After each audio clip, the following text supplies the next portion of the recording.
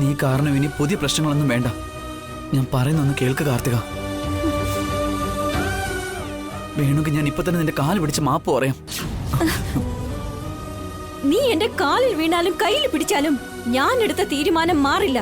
ഞാൻ ചെയ്യാൻ തീരുമാനിച്ചത് ചെയ്തിരിക്കും. പ്ലീസ് കാർത്തിക, കാർത്തിക, ഞാൻ നിന്റെ കാല് പിടിച്ച് മാപ്പ് ചോദിക്കാം. ചെറിയച്ഛാ,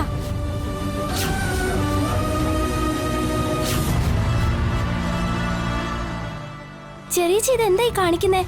ആരുടെ കാലിലായി വീഴാൻ പോകുന്നേ? ചെറിയച്ഛനോട് ഒരു സ്നേഹവും മര്യാദയും കാണിക്കാത്ത ഈ ചെറിയമ്മയുടെ കാലിലേക്കാണോ വീഴുന്നത്? ഇതിന്റെയൊക്കെ ആവശ്യമുണ്ടോ ചെറിയച്ഛ? ചെറിയച്ഛൻ ആരുടെയും കാലിൽ വീഴുന്ന എനിക്ക് ഇഷ്ടമല്ല. ചെറിയമ്മയ്ക്ക് അതിനുള്ള യോഗ്യതയും ഇല്ല.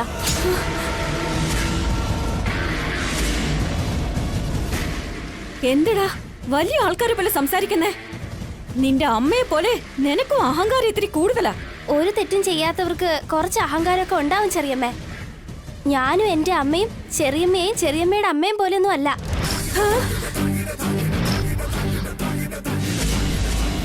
ഒരു കടുകുമണി പോലെയുള്ള നീ എന്നെ പറയുന്നോ? നിന്നെ മര്യാദയ്ക്ക് കൈ താഴ്ത്തിയിടാം അമ്മേ.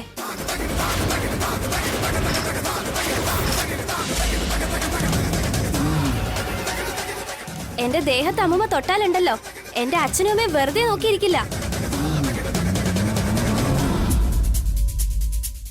അവരുള്ളതിന്റെ അഹങ്കാരല്ലേ നീ കാണിക്കുന്നേ? നീ നിന്റെ കാര്യം നോക്കാതെ വലിയവരുടെ കാര്യത്തിൽ എന്തിനാ ഇടപെടുന്നത്? പിന്നെ മുതിർന്നവരൊക്കെ മുതിർന്നവരെ പോലാണോ പെരുമാറുന്നേ? എന്റെ അമ്മയും അച്ഛനും ചെറിയമ്മയും ചെറിയച്ഛനെ ഒരുമിപ്പിക്കാനാ നോക്കുന്നേ. നിങ്ങൾ പക്ഷെ പിരിക്കാൻ നോക്കാണല്ലോ.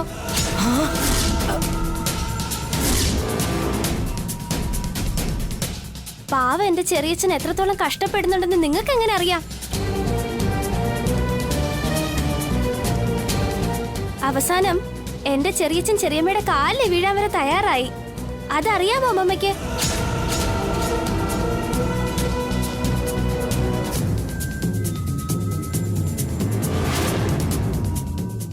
അത് കണ്ടിട്ടും ചെറിയമ്മയുടെ മനസ്സിൽ മാറ്റമൊന്നും ഉണ്ടായില്ല. ചെറിയച്ഛനോട് ചീന്ന് പറഞ്ഞു.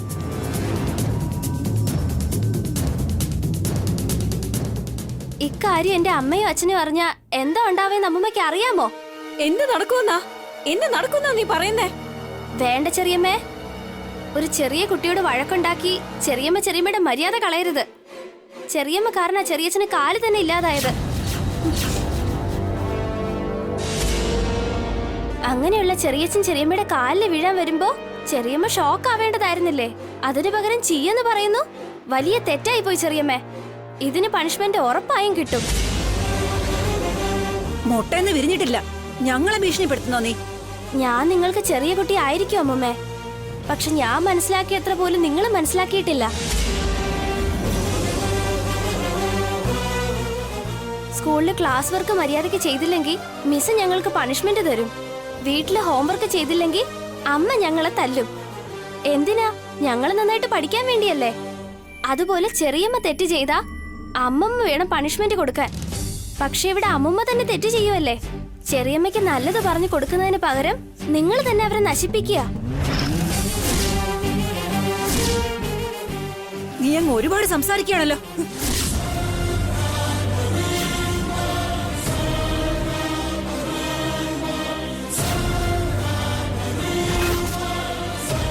വേണ്ട, ഉണ്ണിയുടെ ദേഹത്ത് കൈവച്ചാ അത് എന്റെ ദേഹത്ത് കൈവച്ച പോലെയാ.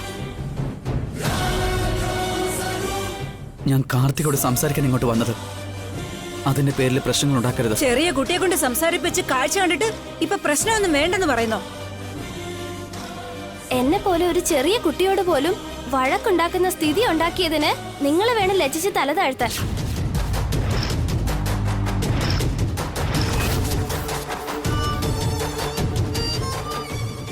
ഇതുപോലുള്ള ആളുകളോട് സംസാരിക്കുന്നതിന് വെറുതെ ചെറിയച്ച. വാ നമുക്ക് പോവാൻ ചെറിയച്ച.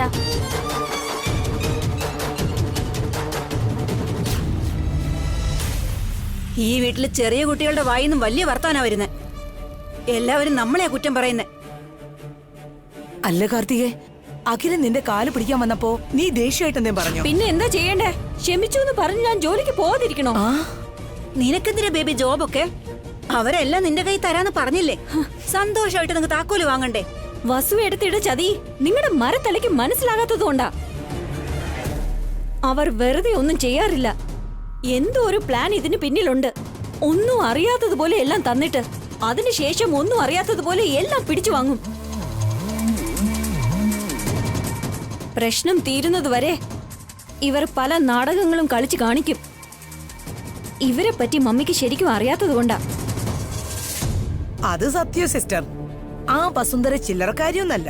അവളുടെ മനസ്സിലൊരു പ്ലാൻ ഉറപ്പായിട്ടും കാണും. അതുകൊണ്ടാ ഞാൻ സൂക്ഷിച്ച് അവരോട് പെരുമാറുന്നത്. ഞാൻ നാളെ മുതൽ ജോലിക്ക് പോയിരിക്കും. നിന്റെ ജോലി എവിടെയാ ബേബി? ആദ്യത്തെ ഇവന്റ്സില് ആ മാനേജർ പോസ്റ്റ്. അപ്പോ അവരുടേത് നമ്മളതുപോലെ ഇവന്റ്സ് കമ്പനിയാണോ? അതെ, ആ കമ്പനിയോട് ചേർന്ന് ഈ കമ്പനിയെ ഞാൻ കുഴിച്ചു മൂടി കാണിക്കും. ആ ജോബ് നിനക്ക് എങ്ങനെയാ കിട്ടിയത് ബേബി? എന്റെ ടാലന്റ് കണ്ടിട്ട് അവര് വിളിച്ചതാ. നിനക്കതിനൊരു എക്സ്പീരിയൻസും ഇല്ലല്ലോ, പിന്നെ എങ്ങനെ തന്നു? എന്നെ കുറിച്ച് നിങ്ങൾക്ക് അറിയാത്തത് കൊണ്ടാ. പക്ഷെ സമൂഹത്തിലെ എല്ലാവർക്കും അറിയാം. നാളെ മുതൽ ഞാൻ ആരാണെന്നുള്ളത് ഈ വീട്ടിലെ എല്ലാവരും അറിയും.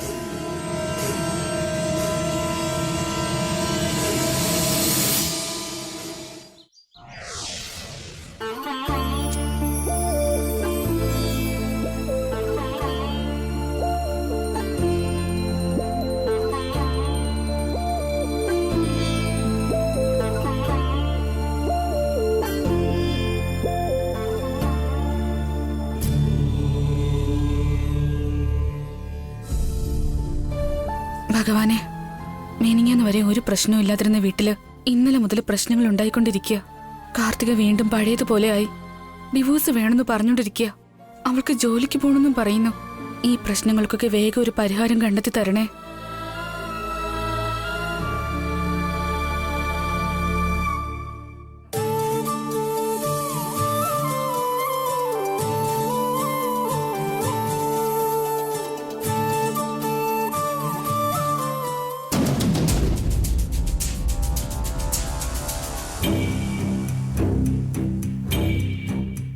മോം, ആന്റി, ഞാൻ ഓഫീസിലേക്ക് പോവാണ്. നിക്കടി, എന്തൊരു ഡ്രസ്സിംഗ് ആയത്? എന്താ ഈ ഡ്രസ്സിന് എന്താ കുഴപ്പം? ഒട്ടും നല്ലതല്ല കാർത്തിക. ഞാനൊന്നും നിങ്ങളോട് ചോദിച്ചില്ല. നീ കല്യാണം കഴിഞ്ഞ കുട്ടിയാ, ഇങ്ങനത്തെ ഡ്രസ്സൊക്കെ ധരിക്കാൻ പാടുണ്ടോ? ഞാൻ നിങ്ങളോടും ചോദിച്ചില്ലല്ലോ.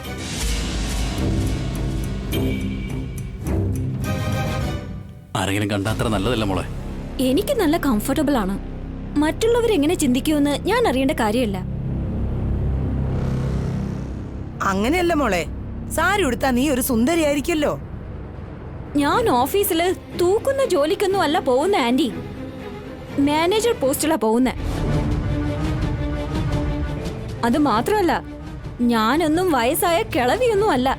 നല്ല പ്രായത്തിലുള്ള മോഡേൺ ഗേൾ ആണ്. ഇനി അങ്ങോട്ട് ഞാൻ ഇതുപോലെ തന്നെ ആയിരിക്കും. പക്ഷെ നീ ഈ വീട്ടിലെ മരുമകളാ കാർത്തിക. പുറത്തു പോയി നീ എന്തൊക്കെ ചെയ്താലും കുടുംബത്തിന്റെ മാനവും അഭിമാനവും നീ കാത്തു രക്ഷിക്കണമെന്ന് ഇന്നലെ നിന്റെ വല്യേട്ടൻ പറഞ്ഞതല്ലേ ഉള്ളൂ. എന്റെ ലൈഫ് എന്റെ ഇഷ്ടം. ആരുടെ വാക്കും കേൾക്കേണ്ട ആവശ്യം എനിക്കില്ല.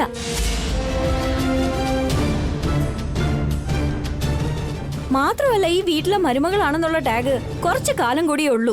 കോർട്ട് കാലാവധി തീർന്നുടനെ ഞാൻ ഫ്രീ ബേർഡ് ആകുമല്ലോ. അതുവരെ നീ അഖിലിന്റെ ഭാര്യയാണെന്നും ഈ വീട്ടിലെ മരുമകളാണെന്നും മറക്കരുത്. എന്നെ പ്രസവിച്ച മമ്മിക്കും എന്നെ കല്യാണം കഴിച്ച അഖിലിനും ഇല്ലാത്ത വേദന നിങ്ങൾക്ക് എവിടുന്ന് വന്നു? ഞാൻ നിങ്ങളെ പോലെ ആന്റിയൊന്നും അല്ല, ചെറിയ കുട്ടിയാണ്. കാർത്തിക, എടുത്തി വിട്ടേക്ക് എടുത്തി. എന്തായാലും ഡിവോഴ്സ് വാങ്ങി പിരിയാൻ പോവല്ലേ. അവൾ എന്ത് ചെയ്താലും നമുക്കെന്താ? കണ്ടില്ലേ അഖിൽ എന്ത് ക്ലാരിറ്റിയോടാ ഇരിക്കുന്നേ. നിങ്ങൾ എന്തിനാ കൺഫ്യൂസ്ഡ് ആകുന്നേ? നിന്നെ പോലൊരു പെൺകുട്ടി ഇങ്ങനെയുള്ള ഡ്രസ്സ് ധരിക്കുന്നത് ശരിയല്ല മോളെ. പുറത്തെ ലോകം അത്ര നല്ലതല്ല. പുറത്തുള്ള ലോകം ഇങ്ങനെയൊക്കെ തന്നെ ആയിരിക്കും ഭാസ്കരേട്ടാ. ഏട്ടൻ അതൊന്നും അറിയില്ല. പുറത്തുള്ളവര് ഫാഷന്റെ പുറകെ ഓടിക്കൊണ്ടിരിക്കുകയാണ്. ഫാഷൻ ഡിസൈനറായ ഞാൻ മോഡേൺ ആകാതെ പിന്നെ എങ്ങനെയാ? മോഡലാകുക എന്ന് പറഞ്ഞോ? സാരി ഉടുക്കാതിരിക്കുന്നതാണോ അതോ ഇതുപോലെ ഷോർട്ട് ഡ്രസ് ഇടുന്നതാണോ? അതോ ഇനി എല്ലാരും അട്രാക്ട് ചെയ്യാൻ വേണ്ടിട്ടാണോ? Of course. നിങ്ങൾ എങ്ങനെ ധരിച്ചാലും എനിക്കൊരു പ്രശ്നവുമില്ല. പറയുന്നത് കേൾക്ക് കാർത്തിക. ഞാൻ എന്ത് ധരിക്കണമെന്ന് നിങ്ങൾ എന്നോട് പറയേണ്ട ആവശ്യമില്ല. ഞാൻ ഇങ്ങനെ തന്നെ ആയിരിക്കും. പുറത്തിറങ്ങിയതിനു ശേഷം നിങ്ങളും ഞാനും തമ്മിൽ ഒരു ബന്ധവും ഇല്ല. Any questions?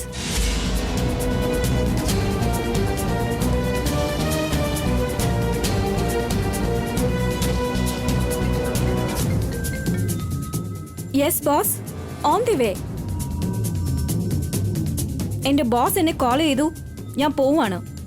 ബൈ.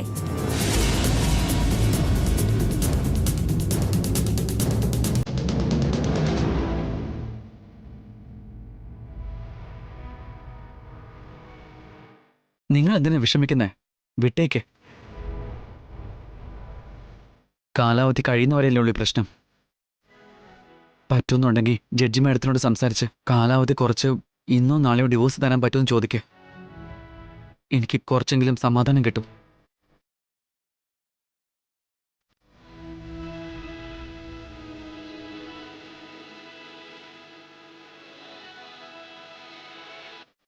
ബേബി എന്തിനാ ഇങ്ങനെയൊക്കെ ചെയ്യുന്നേ?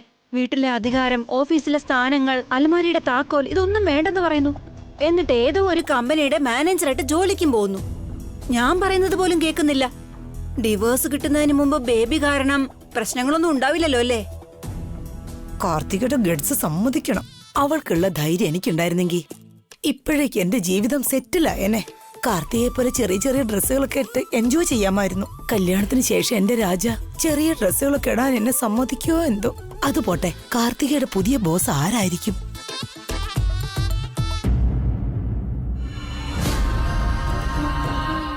എക്സ്ക്യൂസ് മീ, ഇന്ന് നമ്മുടെ കമ്പനിയിലെ പുതിയൊരു സ്റ്റാഫ് വരാൻ പോവാണ്. ആ ലേഡി സ്റ്റാഫിനോട് നിങ്ങൾ എല്ലാവരും വളരെ റെസ്പെക്ട്ഫുൾ ആയിട്ട് സംസാരിക്കണം. ഇരുന്നോളൂ.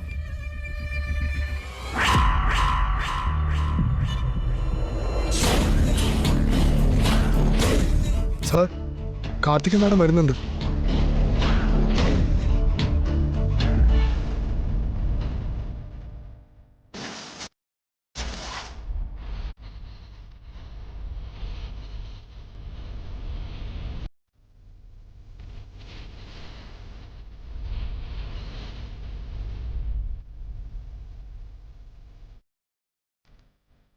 ഇവളെന്താ സ്റ്റൈലിഷ് ആയിട്ട് ഡ്രസ് ചെയ്ത് വന്നിരിക്കുന്നത്?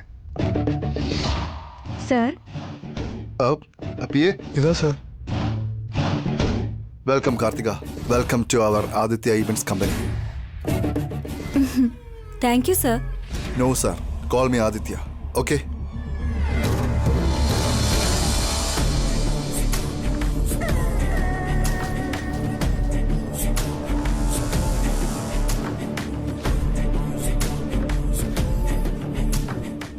ഇവരെല്ലാവരും നമ്മുടെ സ്റ്റാഫ്സ്. ഹായ്. ഇതാണ് എൻ്റെ hi madam. Hi. Dear staffs, ഇവരാണ് നമ്മുടെ കമ്പനിയുടെ പുതിയ ഡയറക്ടർ മിസ്സിസ് കാർത്തിക. ഇന്നു മുതൽ കാർത്തികയ്ക്കായിരിക്കും എല്ലാ റെസ്പോൺസിബിലിറ്റീസും. നിങ്ങൾ എല്ലാവരും നല്ലതുപോലെ മാഡത്തിനോട് കോപ്പറേറ്റ് ചെയ്യണം. കമോൺ കാർത്തിക, നിങ്ങളുടെ ക്യാബിൻ എവിടെ നിന്ന് കാണിച്ചു തരാം.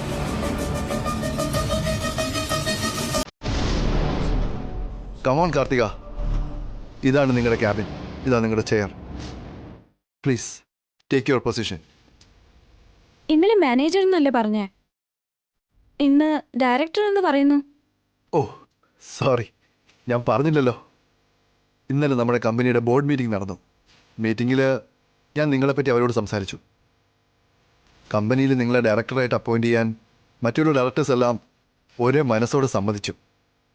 ദാറ്റ്സ് വൈ ഈ കമ്പനിയുടെ വൺ ഓഫ് ദി ഡയറക്ടേഴ്സായിട്ട് കാർത്തിക് ഇവിടെ ഇപ്പോൾ കാലെടുത്ത് വെച്ചിരിക്കുക. Thank you sir. സാറെന്നല്ല, ആദിത്യ എന്ന് വിളിക്കാൻ ഞാൻ പറഞ്ഞില്ലേ. പ്ലീസ് കാർത്തിക, ഇങ്ങോട്ട് വാ.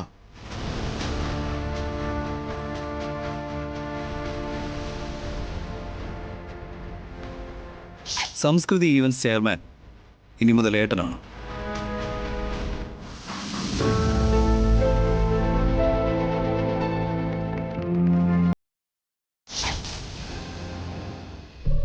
ഈ നിമിഷം മുതൽ ഈ കമ്പനി നിന്റെയും കൂടിയാണ്. വെള്ളത്തിൽ മുങ്ങിയാലും പാലിൽ മുങ്ങിയാലും എല്ലാം നിന്റെ കയ്യിലാണ്.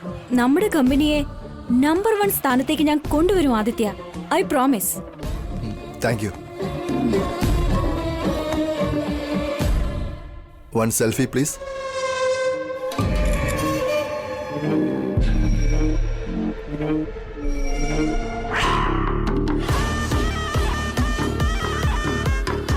നിന്നെ ഇവിടെ ഇരുത്തിക്കൊണ്ട് സംസ്കൃതി ഇവന്റ്സിനെ അഭിരാം പൂട്ടിക്കൊണ്ടു പോകുന്നത് ഞാൻ കാണിച്ചു തരാം. കാർത്തിക, എനിക്ക് കുറച്ച് ജോലിയുണ്ട്, ഞാൻ പോയിട്ട് വരാം. ആ okay.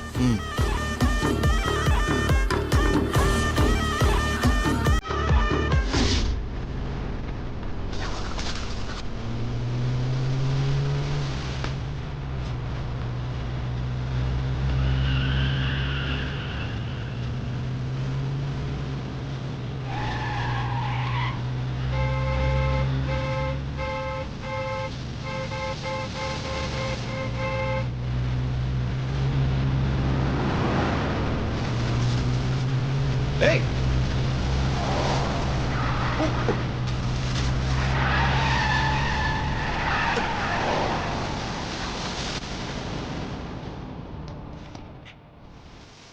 Hey! Who the hell are you, man?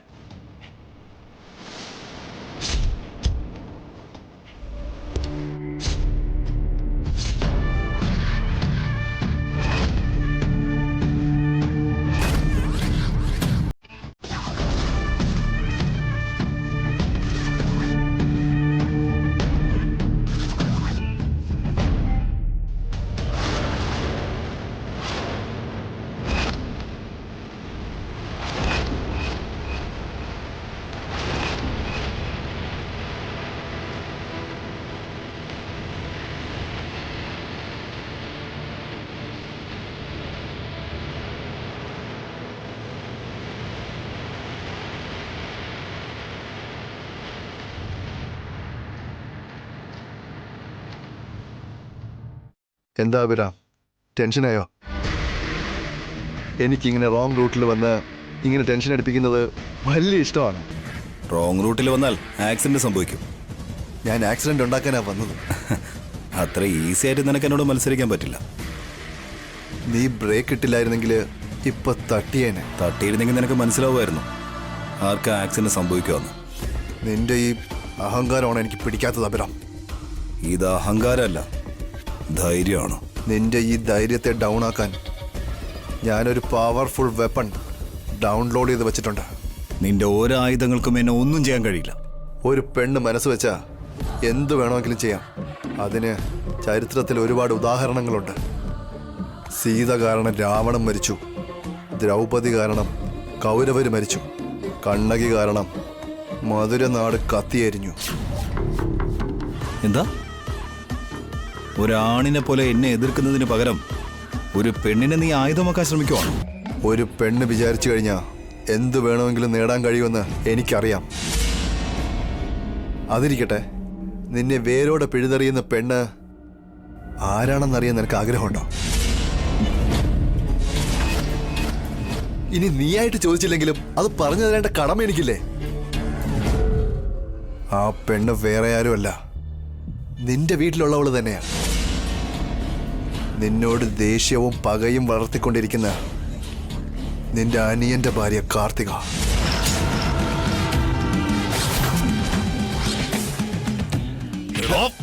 എന്താണ് നീ പറയുന്നത്? Cool cool Abhiram, cool. It's true man. എന്റെ ആയുധം നിന്റെ വീട്ടിലെ മരുമകൾ കാർത്തികയാണ്. അവളെ പറ്റി എല്ലാ കാര്യങ്ങളും അറിഞ്ഞിട്ടുണ്ട്. അവളുടെ ശക്തിയും ബലഹീനതയും എല്ലാം അറിയാം. വല വീശിയപ്പോ ഉടനെ തന്നെ അങ്ങ് വീണു. ഇന്നലെയാണ് എന്റെ കമ്പനിയിൽ നല്ലൊരു പോസ്റ്റ് കൊടുത്തത്. രാവിലെ തന്നെ വന്ന് ജോയിൻ ചെയ്തു.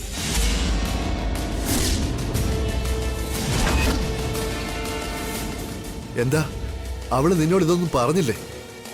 പറഞ്ഞിരിക്കുമെന്നാണല്ലോ വിചാരിച്ചേ. ഞാൻ തന്നെ പറയണമെന്ന് കരുതി കാണും. എന്തായാലും കാർത്തികയ്ക്ക് എന്നോട് വലിയ റെസ്പെക്റ്റ് ആണ്. വേണമെങ്കിൽ ഞങ്ങൾ ഓഫീസിൽ വെച്ചെടുത്ത സെൽഫി നിനക്ക് കാണിച്ചു തരാം.